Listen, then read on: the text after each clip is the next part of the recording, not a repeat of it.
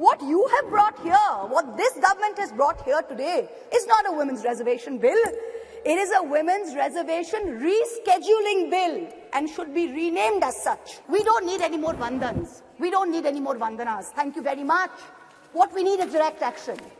Honorable Prime Minister, this is your moment to really show us all कि मोदी है तो मुमकिन है.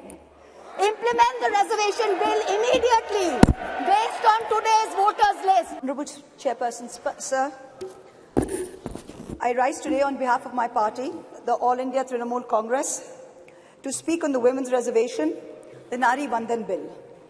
At the very onset, let us remind ourselves that this is India, a country where the poet Kafi Azmi in 1940, 81 years ago, 82 years ago, before independence, wrote in his poem Aurat, "Ut meri jaan, mere saath hi chalna hai tujhe. Jannat ek aur hai, jo mard ke pehlu mein nahi, uski आजाद रविश पर भी मचलना है तुझे. बन के तूफान छलकना है, उबलना है तुझे. उठ मेरी जान, मेरे साथ ही चलना है तुझे."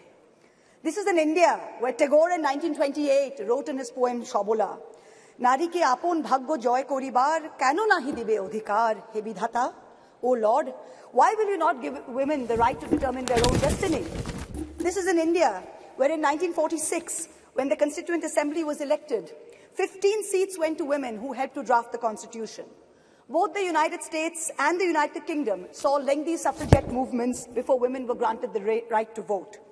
India's founders in 1947, April, agreed to the principle of universal adult suffrage, giving simultaneously the right to vote to women and to men. There was never any question of denying women the right to vote while giving it to men. All 15 members of the Constituent Assembly who were women rejected the demand for any special women's reservation on July 18, 1947. Member activist Renuka Roy noted that Vijayalakshmi Pandit has not been selected because she is a woman, nor was sex made a bar to the appointment. It is her proven worth that has been responsible for her appointment to the high office of ambassador to a land. The demand for special reservation is an insult to our intelligence and to our capacity. So sure were our founding mothers that this great land would not deny her women their rightful place based on merit. But alas, it is 75 years later. And today, it is both my pride and my shame that I stand here as a woman in India's parliament speaking on a women's reservation bill. It is my pride that I belong to the All India Trinamool Congress, a party that sends 37% women among its members to parliament. It is my chagrin that I belong to a Lok Sabha, a house of the people, that on aggregate has only 15% of its members as women, far below the global average of 26.5%. and also below the Asian regional average of 21%.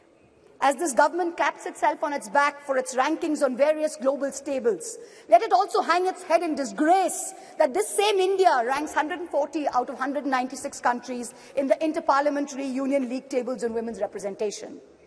Within women parliamentarians, Muslims and Dalits have been consistently underrepresented. From 1952 to 2004, only 8 Muslim women were elected to India's parliament, to the Lok Sabha, many of whom served multiple terms. In today's Lok Sabha, the 17th Lok Sabha, there are only 2 Muslim women members, both from West Bengal, both from the All India Trinamool Congress, I may add.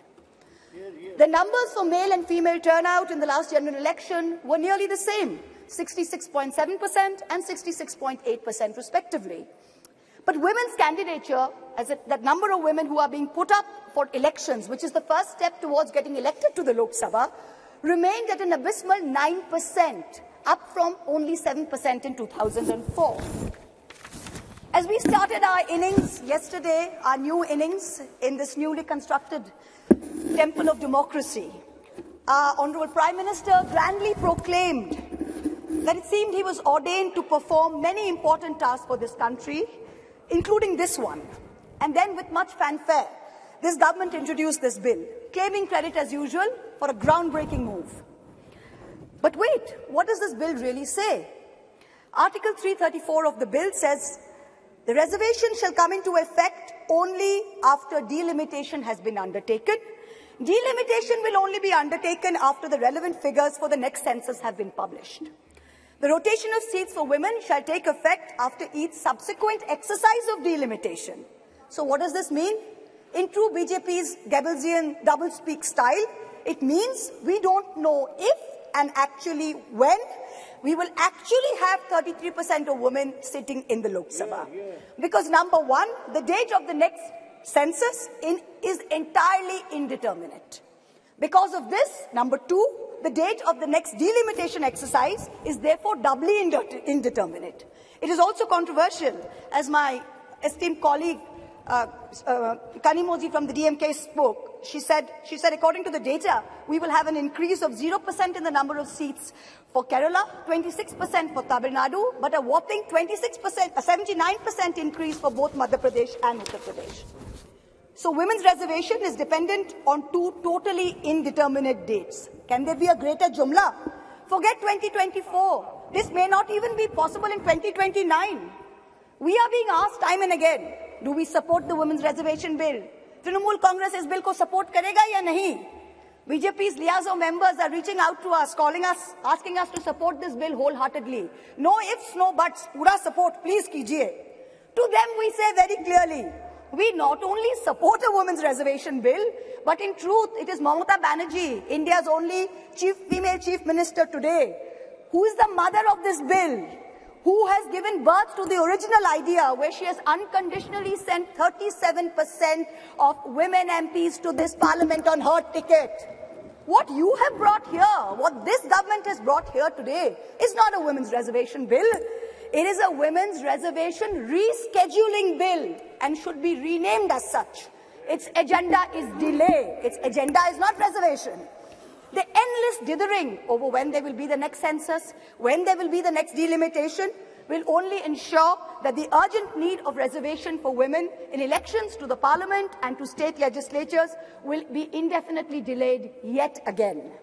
Alas, this is not the historic bill that it is being touted as. It is a sham.